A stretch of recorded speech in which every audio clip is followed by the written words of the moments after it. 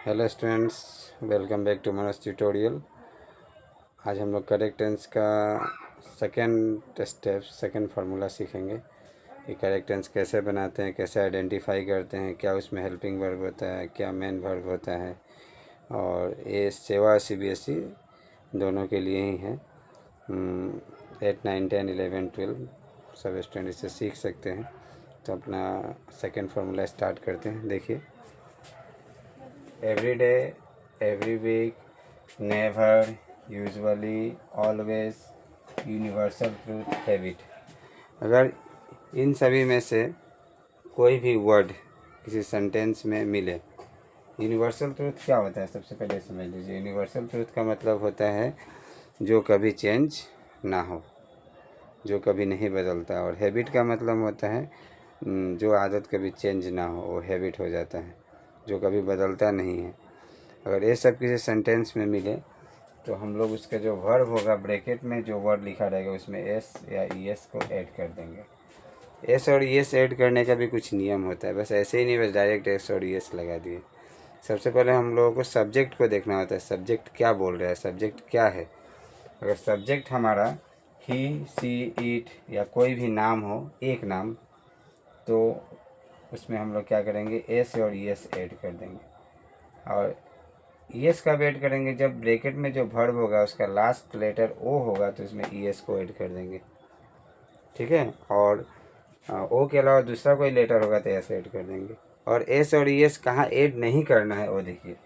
अगर सब्जेक्ट हमारा स्टार्ट होता है आई, वी, दे, यू या प्लूरल नाउन एक से ज़्यादा हो, वहाँ में हम लोग वर्ब में एस और ईएस ऐड नहीं करते हैं, सेम उतार देंगे। जैसे एग्जांपल में देखिए, he always go to market. सबसे पहले हम लोग इस टेंस को आइडेंटिफाई करेंगे। देखिए यहाँ में ऑलवेज दिया हुआ है ना। अब देखिए हमारे क्वेश्चन में भी यहाँ जो फॉर्मूला है उसमें भी ऑलवेज दिया गया। इसका मतलब इसका वर्ब में एस और ईएस ऐड करना है। उसके बाद हम लोग सब्जेक्ट को आइडेंटिफाई करेंगे। सब्जेक्ट देखिए क्या है, सब्जेक्ट देखे बिना एस और ईएस नहीं लगा सकते। सब्जेक्ट देखिए क्या है, हमारा ही है। अब देखिए हमारे यहाँ ही है, इसमें एस और एस ऐड होगा, मैंने लिखा है ना। तो यहाँ में क्या होगा, देखिए ब्रैकेट में गो है तो इसमें हम लोग ई एस ऐड कर दिए, गोज। बस सेम क्वेश्चन का सेम उतारना है। ही ऑलवेज, गो को क्या करना है, गोज टू मार्केट।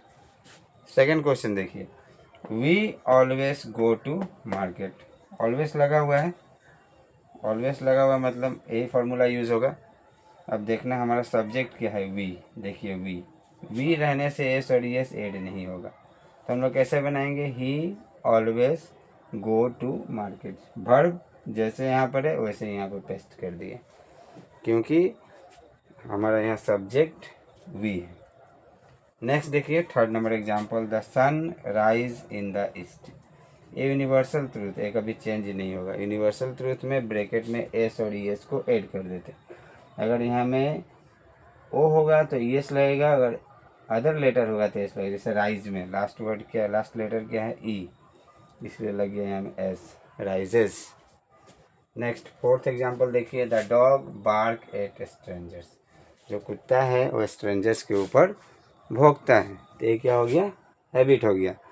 जहाँ भी हैबिट होगा उसके वर्ड में एस और एस लगा देंगे। नियम वही है, एस और एस का नियम वही है। अगर यहाँ पर लास्ट में ओ हो तो ई एस, अदर लेटर हो तो एस। यहाँ में के है इसलिए मैंने क्या लगा दिया, बार्क को बार्क्स कर दिया। बहुत ही इजी सिंपल ट्रिक है, इसको आप लोग अपनाइए, घर में बनाइए, प्रैक्टिस कीजिए, और इससे आपका करेक्ट टेंस बहुत ही आसान हो जाएगा और आप लोग एग्ज़ाम में बहुत ईजीली से कर सकते हैं।